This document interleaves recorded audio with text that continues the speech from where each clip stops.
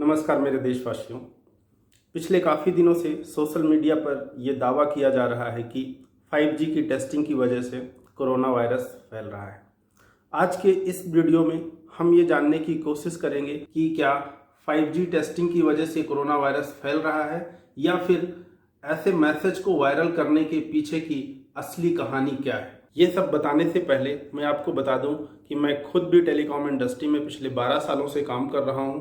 2G, 3G, 4G, 5G सारी technology के लिए मैंने भारत से लेकर साउथ अफ्रीका, स्पेन, यूरोप की कई सारी कंट्री और अमेरिका की कई सारी कंट्रियों के लिए मैंने काम किया हुआ है। तो अब हम चलते हैं मुद्दे की ओर। तो यहाँ पे हम 5G के रेडिएशन को समझने से पहले और भी डिवाइसेस के रेडिएशन को समझ लेते हैं। तो जैसे आप यहाँ पे देख रहे हैं, अगर आपके पास में कंप्यूटर है या लैपटॉप है तो आप ये जान लीजिए कि उससे भी रेडिएशन होता है। अगर आप एफएम का इस्तेमाल करते हैं तो उससे भी रेडिएशन होता है। अगर आपके पास में मोबाइल है तो उससे भी रेडिएशन होता है। आपके घर में माइक्रोवेव है खाना गर्म करने का तो उससे भी रेडिएशन होता है।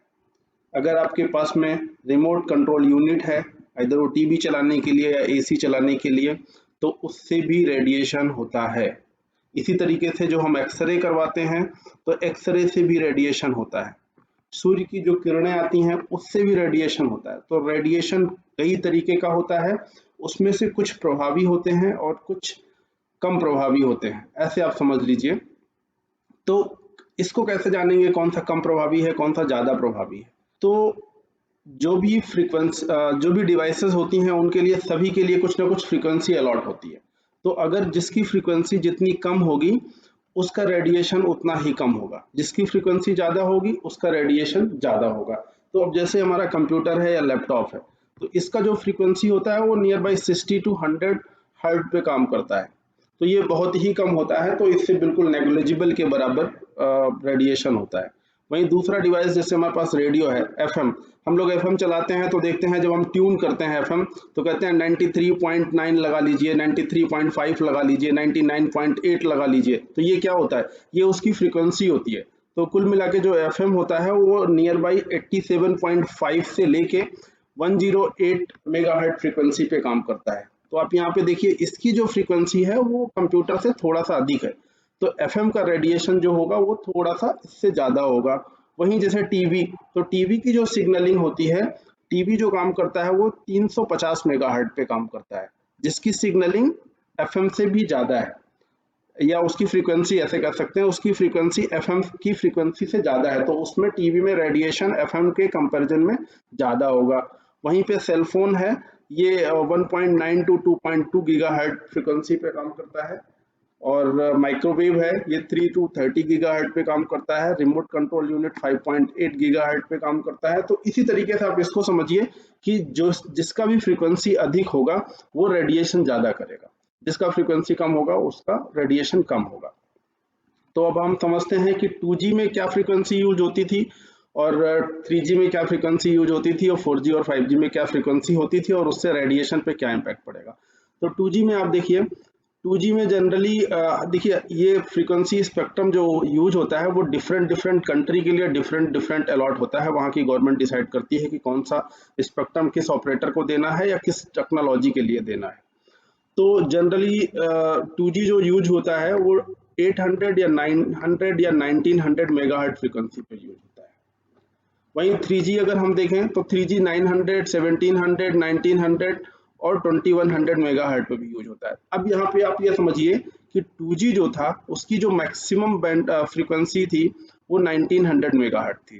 तो यहाँ पे 3G की मैक्सिमम क्या है, 2100, मीन्स 1900 से ज़्यादा है। तो 3G का जो रेडिएशन होगा वो 2G के कंपैरेटिवली थोड़ा सा अधिक होगा। अब हम आगे बढ़ते हैं 4G की तरफ। तो 4G में 600, 700, 1900, 2100, 2300 and 2500 megahertz frequency band use होता है। तो अभी आप देखिए 3G में 2100 मेगाहर्ट्ज तक फ्रीक्वेंसी बैंड यूज हो रहा था, 4G में 23 भी आ गया और 25 भी आ गया। तो इसका फ्रीक्वेंसी बढ़ गया थोड़ा सा। तो आप ऐसे कह सकते हैं कि जो 4G का रेडिएशन होगा वो 3G के कंपेरेटिवली थोड़ा सा बढ़ जाएगा। अब हम बात करते हैं 5G की। तो 5G में हमारा जो फ्रीक्वेंसी बैंड यूज होता है वो 450, 2500 एंड 3500 मेगाहर्ट्ज। अब यहाँ पे ये देखिए 4G में 23 और 2500 तक यूज हो रहा था मेगाहर्ट्ज तक, अभी 5G में 3500 मेगाहर्ट्ज तक यूज हो रहा है, जो कि 4G के कंपेरेटिवली ज़्यादा है, 2G और 3G के कंपेयर में भी ज़्यादा है। तो 5G में जो रेडिएशन होगा वो इन सारी टेक्नोलॉजी के कंपैरिजन में अधिक होगा।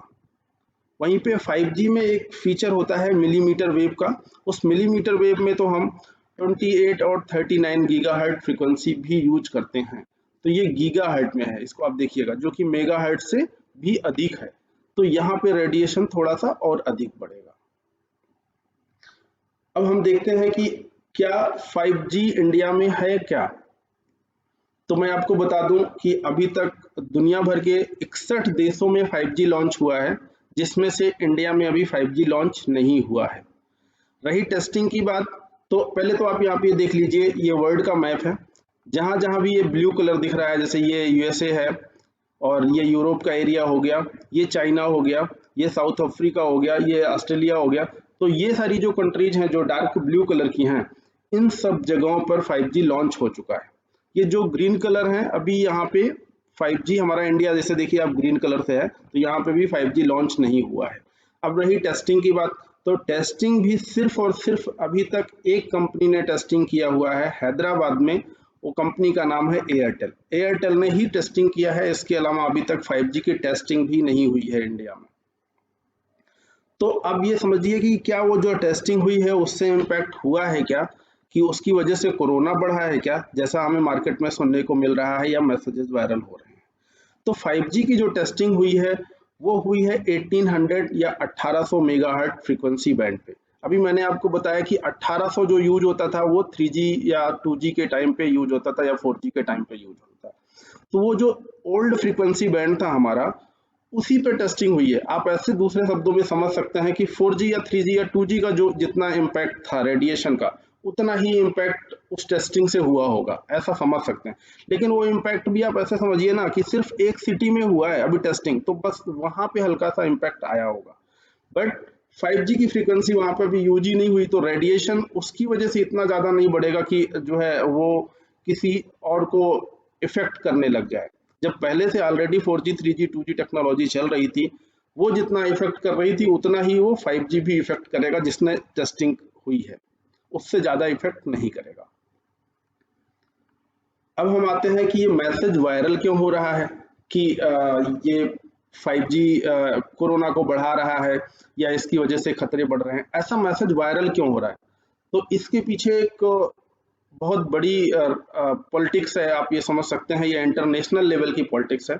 उसमें क्या है, देखिए हम लोग क्या सुनते हैं कि हमारे भारत देश में कौन कौन से ऑपरेटर हैं, हम तो नाम जानते हैं, एयरटेल है, आइडिया है, वोडाफोन है, ऐसे BSNL है।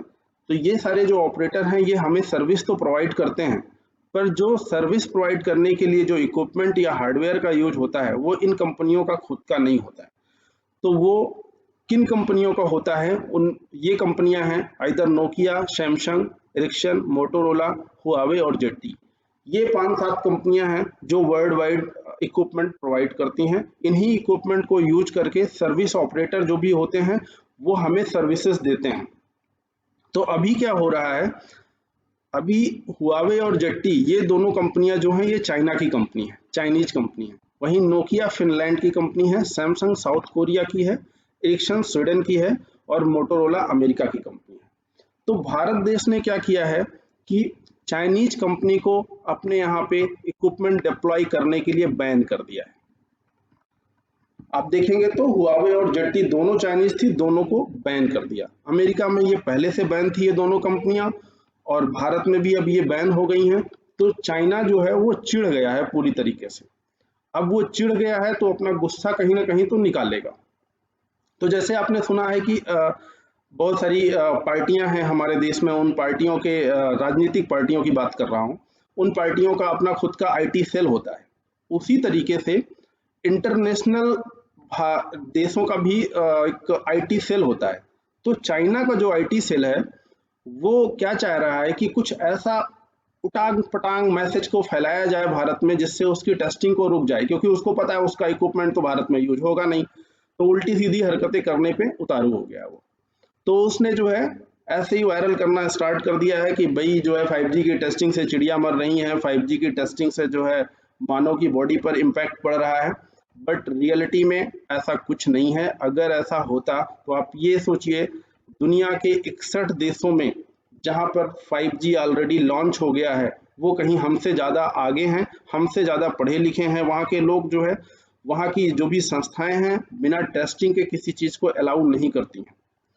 तो अगर वो लोग कर रहे हैं तो इसका मतलब आप ये समझ लीजिए कि ये हमारे लिए इम्पैक्ट नहीं है, इससे हमें वरीड होने की ज़रूरत नहीं है और इस प्रकार की अफवाहों से दूर रहने की ज़रूरत है। धन्यवाद।